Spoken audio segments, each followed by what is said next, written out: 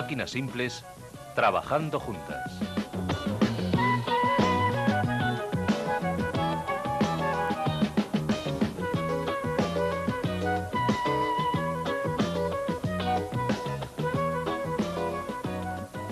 Supongamos que tú fueras un inventor y construyeras máquinas para que te ayudaran en tu trabajo. Probablemente, algunas de estas máquinas solo tendrían algunas partes móviles y otras tendrían muchas. Pero cuantas más máquinas construyeras, más frecuentemente te encontrarías usando ciertas partes mecánicas una y otra vez. El plano inclinado, la polea, la rueda y el eje y la palanca. Estas son las máquinas simples, los elementos de construcción básicos de los aparatos mecánicos. Cada máquina simple puede ser usada solo por sí misma, pero en las máquinas con diversas partes móviles hay con frecuencia dos o más máquinas simples que se combinan entre sí para hacer el trabajo. Para ver exactamente lo que ocurre cuando unas máquinas simples trabajan juntas, debemos examinar algunas de las cosas básicas que cada una de ellas hace por separado, ya que todas las máquinas simples hacen que el trabajo sea más fácil. Esta es una palanca que está siendo utilizada para hacer un trabajo. ¿Es esto trabajo? Para los científicos, la palabra trabajo tiene un significado especial y utilizan la ecuación trabajo es igual a fuerza por distancia, o bien T igual a F por D. Esto quiere decir que cuando tu pie ejerce una fuerza para mover algo a través de una distancia, tú haces trabajo. En este caso, es el trabajo de entrada o motor. La fuerza que tú ejerces multiplicada por la distancia que esta fuerza desplaza en el extremo de la palanca. Pero cuando tú haces esto, también provocas que se mueva el otro extremo de la palanca. Y cuando éste se mueve, él también ejerce una fuerza que obliga a moverse algo a través de una distancia. Por consiguiente, también hace trabajo, el de salida o trabajo de resistencia. En todas las máquinas simples, el trabajo motor y el de resistencia son iguales, excepto por pequeñas pérdidas causadas por el rozamiento. Así, el trabajo motor es igual a fuerza por distancia y el trabajo de resistencia es igual a fuerza por distancia. Para todas las máquinas simples, los productos fuerza motora por distancia y fuerza resistente por distancia deben ser iguales. Entonces, si son iguales, ¿cómo puede una máquina simple hacer que tu trabajo sea más fácil? Los dos miembros de la ecuación deben ser iguales, pero nada nos dice que las dos fuerzas deban ser iguales o que las dos distancias deban ser iguales. Solo sus productos tienen que ser idénticos, y es a causa de esta característica que las máquinas simples pueden ayudarnos a realizar nuestro trabajo. Esta es una palanca cuyo fulcro no está situado en el centro. Supongamos que deseas arrancar del suelo este tocón. Para ello, la palanca tiene que ejercer, digamos, 60 kilos de fuerza aquí.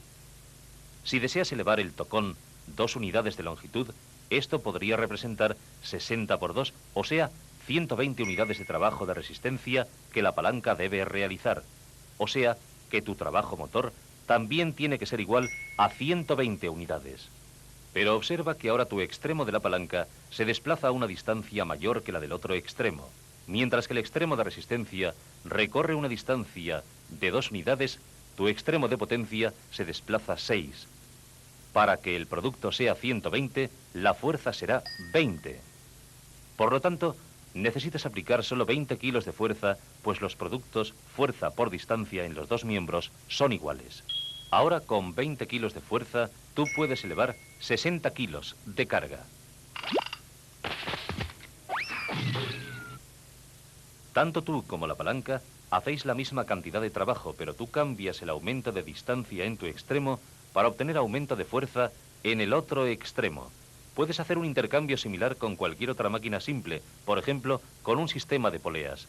Cuando este extremo de la cuerda recorre cierta distancia, el sistema de poleas moverá una carga situada a una distancia solo una cuarta parte mayor que la recorrida por la cuerda.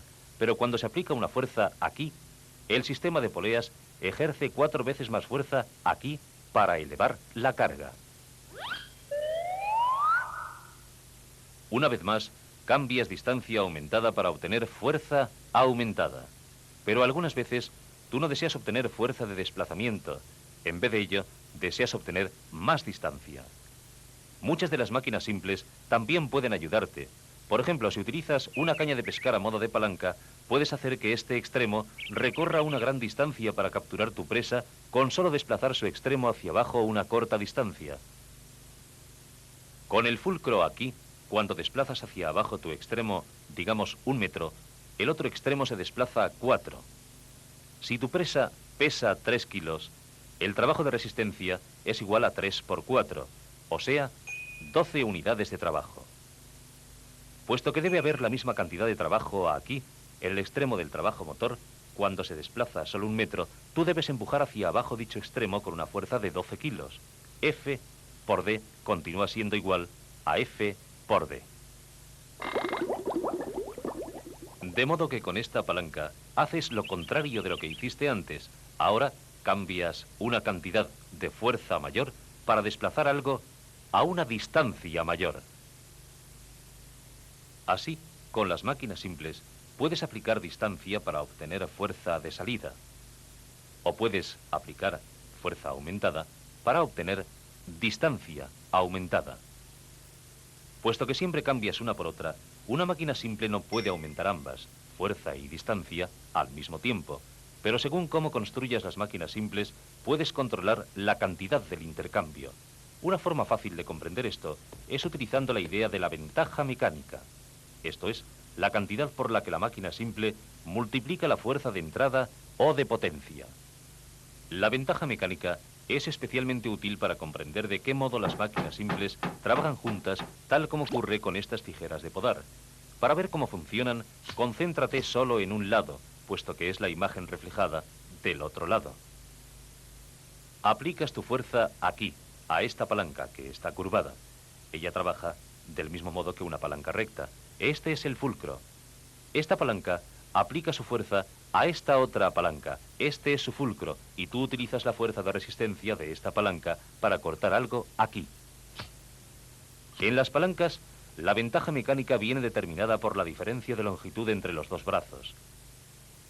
En esta palanca, el brazo largo lo es 15 veces más que el brazo corto, de modo que la ventaja mecánica de esta palanca es 15. Y en esta palanca, este brazo es 3 veces más largo que este otro, así que la ventaja mecánica es de 3. Esta es la clave de la simplicidad de funcionamiento de las máquinas que trabajan juntas. Observa que la fuerza de resistencia de esta palanca es la fuerza motriz o de potencia de esta palanca.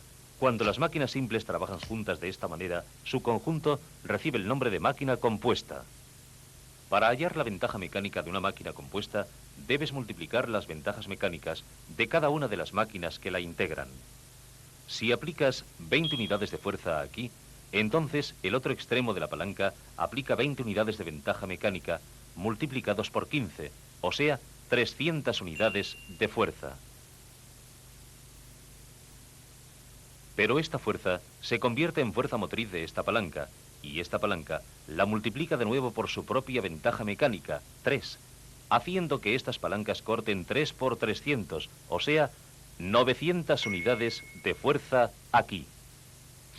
La fuerza de resistencia es aquí muy grande porque tu fuerza de entrada o de potencia ha sido multiplicada por las otras dos ventajas mecánicas, 15 veces 3, o sea 45. Así, 45 es la ventaja mecánica del conjunto de la máquina compuesta.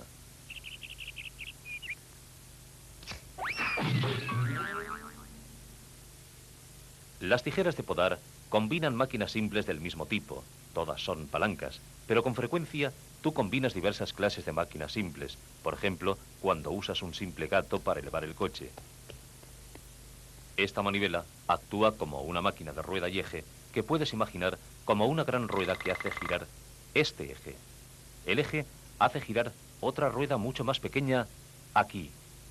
Y esta máquina simple suministra la fuerza motriz a otra máquina simple, las roscas del tornillo, que son, en realidad, un sencillo plano inclinado arrollado alrededor de un núcleo. La fuerza motriz de entrada hace que gire el tornillo empujando estos dos puntos, el uno hacia el otro. El resto del mecanismo solo hace que estas fuerzas laterales empujen hacia arriba. La ventaja mecánica de la manivela es de 20 y la ventaja mecánica de la rosca del tornillo es de 15. Esto hace una ventaja mecánica compuesta de 20 veces 15, o sea, 300. Por consiguiente, si aplicas 30 unidades de fuerza aquí, este gato elevará 30 veces 300, o sea, 9.000 unidades.